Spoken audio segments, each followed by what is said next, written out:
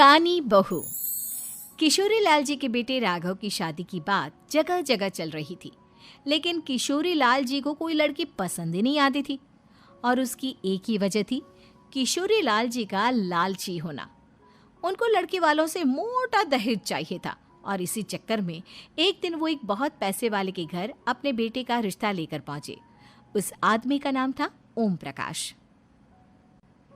देखिए किशोरी लाल जी, मेरी एक ही बेटी है और मेरी सारी संपत्ति जायदाद सब कुछ मेरी बेटी नैना का ही है। पापा, नाम से लगता है बहुत खूबसूरत होगी। कितना अच्छा नाम है ना, नैना। ओ, वैसे बात तो सही है आपकी। अब इतना पैसा है, जमीन जायदाद है, इकलौती बेटी, आप भी क्या करेंगे? सब कुछ उसे ही देंगे ना। बिल्कुल ठीक पहचाना आपने। बस बेटी की शादी और सारी जायदाद उसके नाम। पापा, बिना देखे हाँ कर दीजिए ना। इतना अच्छा रिश्ता फिर कहाँ मिलेगा? माला माल हो जाएंगे हम। मैं अपनी बेटी को बुलाता हूँ। अरे नहीं नहीं नहीं नहीं, आपकी बेटी का नाम नैना है, सुनकर ही लगता है बहुत सुंदर होगी। रहने दीजिए अंकल, मैं तो आपकी बेटी के नाम से ही इतना खुश हो गया हूँ कि उसे बिना देखे शादी करने को तैयार हूँ।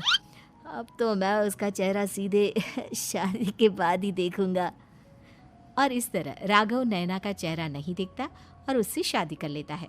शादी के बाद अपनी सुहाग रात पर जब राघव नैना का घूंघट उठाकर देखता है तो नैना की आंखें बंद थी।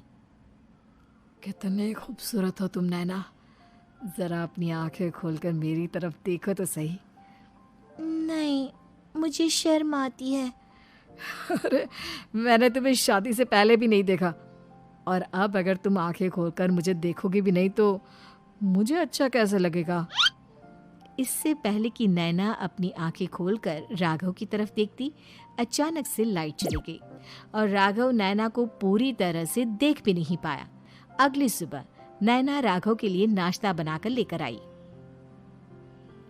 अरे ये क्या, आधा पराठा सेका हुआ है और आधा बिल्कुल कच्चा। ये तुमने क्या किया नैना?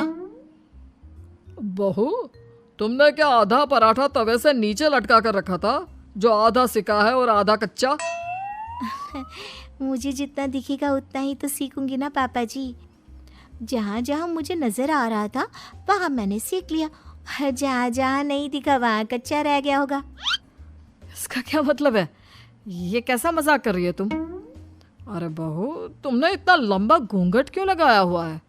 देखो, हमारे घर में बहुओं को बेटी की तरह रखा जाता है, और फिर तुम तो इतना सारा माल लेकर आई हो। देखो, ये घूंघट डालकर रखने की कोई ज़रूरत नहीं है। हाँ नैना, पापा जी ठीक कह रहे हैं, तुम तो आराम से रहो, अपना ही घर समझो। नैना अचानक से अपना घूंघट उठा लेती है। अरे ये क्या पापा, नैना की तो एक आंख फूटी हुई है। नाम से नैना, लेकिन ये तो कानी बहू निकली। मेरे साथ धोखा हुआ है, धोखा। बिना दिखाए अपनी कानी लड़की मेरे संग ब्याह दी। मुझे कानी भी नहीं चाहिए। मुझे अभी ओम प्रकाश जी से बात करनी पड़ेगी। आखिर उन्होंने मेरे साथ ऐसा किया क्यों? अरे, आप लोगों ने ही तो पापा से कहा था कि आप लोग शादी से पहले मुझे देखना नहीं चाहते। अब मेरे पापा पर क्यों इल्जाम लगा रहे हैं? अरे लेकिन उन्हें बताना तो चाहिए था ना कि तुम कानी हो, एक आंख से तुम्हें दिखाई नहीं देता। किशोरी लाल और राघव नाराज होकर ओम प्रकाश को अपने घर बुलाते हैं। पापा जी, ये आपने क्या किया? शादी से पहले बताया क्यों नहीं कि नैना की आंखों में परेशानी है? अरे, आप ही ने तो लड़की देखने से मना कर दिया था। और लेकिन आप बता तो सकते थे। आपको तो हमारी बेटी की प्रॉपर्टी चाहिए थी, वो भी पूरी की पूरी। अब क्या हुआ अगर उसे आधा दिखाई देता है? प्रॉपर्टी तो आपको पूरी मिल गई ना। अरे ये क्या बात हुई? मेरी शादी प्रॉपर्टी से नहीं, आपकी बेटी से हुई है। अब ये तो पहले सोचना चाहिए था, तब तो मेरी प्रॉपर्टी देखकर तुम्हारी जुबान लप लपा रही थी। लेकिन मैं कानी लड़की को अपनी बीवी बनाकर नहीं रख सकता। पापा, कुछ करिए ना आप। हाँ, करता हूँ। देखिए ओम प्रकाश जी, आप हमारे साथ ऐसा नहीं कर सकते। और तुम देखो, अगर तुमने मेरी बेटी से शादी तोड़ी ना, तो जो भी प्रॉपर्टी मैंने तुम्हें दी है वो तो पूरी की पूरी वापस ले ही लूँगा, और आधी प्रॉपर्टी तुम्हारी भी लूँगा। अरे मेरी आधी प्रॉपर्टी भला क्यों लेंगे आप? इसलिए क्योंकि मेरी बेटी को आधा नजर आता है और उसकी नज़र अभी तक तुम्हारी आधी जायदाद पर ही पड़ी है। अब तुम उसे घर से निकालोगे तो कुछ तो लेकर जाएगी ना। और अगर हम आपकी बेटी को अपने घर की बहू बनाकर रखे तो? तो तुम्हारी पूरी प्रॉपर्टी तुम्हारी ही रहेगी, और जो मैंने तुम्हें दिया है ना, उसमें से बस मैं आधा लेकर जाऊंगा। अरे लेकिन अब आप अपनी दी हुई प्रॉपर्टी में से आधी वापस क्यों लेकर जाएंगे? अगर मैं आपकी बेटी को अपनी पत्नी बनाकर रखने को तैयार हूं तो? इसलिए ताकि भविष्य में अगर तुम मेरी बेटी को धोखा दो तो उसके पास कुछ तो रहे जो पति का हो। वैसे मेरे पास तो बहुत कुछ है, लेकिन अपने पति की कोई निशानी तो उसके पास होनी चाहिए ना। अब अगर तुमने मेरी बेटी को कहानी कहा तो तुम्हें प्रॉपर्टी भी कहानी ही मिलेगी, पूरी नहीं। जमाए राजा। किशोरी लाल और राघव समझ चुके थे कि वो बुरी तरह फंस चुके हैं और अब उनके पास वहां से निकलने का कोई चारा नहीं है। अब समझ में आया ना, लालच बुरी बला होती है।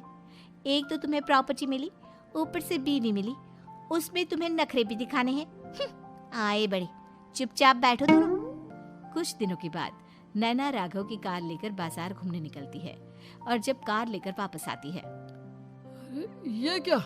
एक तरफ से मेरी गाड़ी पूरी खराब हो चुकी है। लगता है तुमने मेरी गाड़ी को किसी दूसरी गाड़ी के साथ एक्सीडेंट किया है। अरे अरे कितना बड़ा नुकसान कर दिया तुमने बहू। वो क्या है ना पापा जी, मुझे एक आंख से दिखाई नहीं दे रहा था, सामने से गाड़ी आ रही थी। मुझे तो सिर्फ आधा ही दिखाई दिया और वो गाड़ी मेरी कार से रगड़ते हुए निकल गई। अब मैं क्या करूं बताओ? आप इसे ठीक कराने के पैसे कौन देगा? तुम्हारे पापा। तुमने मुझसे इस तरह से बात की? अभी रुको। नैना राघव की शिकायत ओम प्रकाश को कर देती है। देखो राघव, अब जो मेरी आधी प्रॉपर्टी तुम्हारे पास थी ना, उसमें से आधी और मैं लेकर जाऊंगा, क्योंकि तुमने मेरी बेटी को डांटा। अरे नहीं नहीं पापा जी, गलती हो गई, माफ कर दो। गलती की तो कोई गुंजाइश ही नहीं। अगली बार मेरी बेटी को डांटा तो बची हुई आधी में से आधी और ले जाऊंगा। लालच के चक्कर में हम दोनों ने बहुत बड़ी गलती कर दी बेटा। एक तो तुम्हें कानी बहू मिली और ऊपर से जो माल मिला वो भी काना।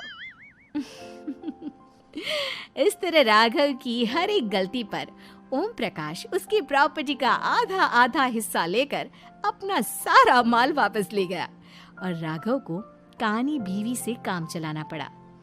भाई लालच वाकई में बुरी बला है।